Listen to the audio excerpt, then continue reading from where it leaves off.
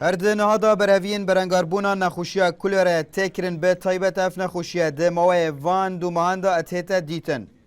افیک جی ده دمکه ده هم کیمیا درمان و هم هاتنا آوارین موصل مطرسیا لسر هبونا چندین نخوشین وگر به تایبت نخوشیا کولره.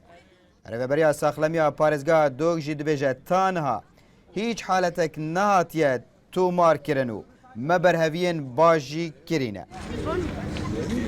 هف سال جی کاری ما اوکو هاتنا وی خلکی خره و هبونا وان قیران آخرا و هاتنا خلکی که زیاده تر کو ماترسی زیاده تر لکت امپتر خو حاضر کن و هشیاریا خلکی جی گرینگترین فاکتور کو اف نخوشیه بر بلاف نبود. اف سال جیا هیچ برهند ام هر نوکه حس کن خلکی میهاری کار بید گلمه و پتر اهتمام پاکجی بتایبت جی وخارنه آوا وخارنه. ولو 400,000 آواره پشکی شیر بر شاری هولیرو دوگ دکوید. وزارت تندرستی هرمی جیش بوی اتنا آوارین موصله کو پیشبینی تکرن پترج 400,000 آوارین بن.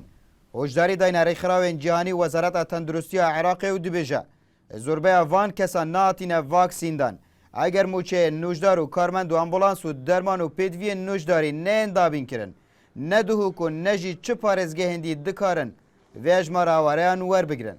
بۆیە ئێمە هۆشداریمان داوەتە ڕێکخراوە جیهانەکان بە تایبەتی ڕێکخراوی تەندروستی جیهانی و هەروەها هۆشداریشمان داوەتە وەزارەتی تەندروستی عێراق کە ئێمە نەئەتوانین بەو شێوەیە دەرمان و پێداویستی پزیشکی ئامادە بکەین نەئەتوانین پزیشک و کارمەندانی تەندروستی ئامادە بکەین بە تایبەتی ئێستا وەرزی ئەوەیە کە کۆلێرا بڵاو بێتەوە وەرزی ئەوەیە کە مەسەلەن نەخۆشیەکانی سووریێژە و شەلەلی مناڵان و ئەفلیجی مناڵان بڵاو بێتەوە چونکە ئەوانە خۆیان لە ناوچەیەکی بێخزمەتگوزاری تەندروستیەوە هاتوون.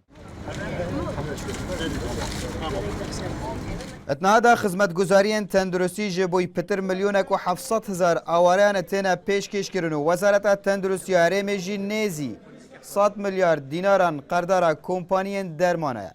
پیشبینی جی تکرن که اجماع کدیا زور آواران لموصل قصد هرم کردستان بکن.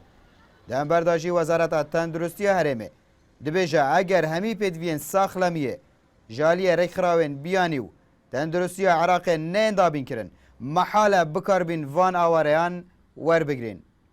عبدالصمد ریکانی NRT دهوک.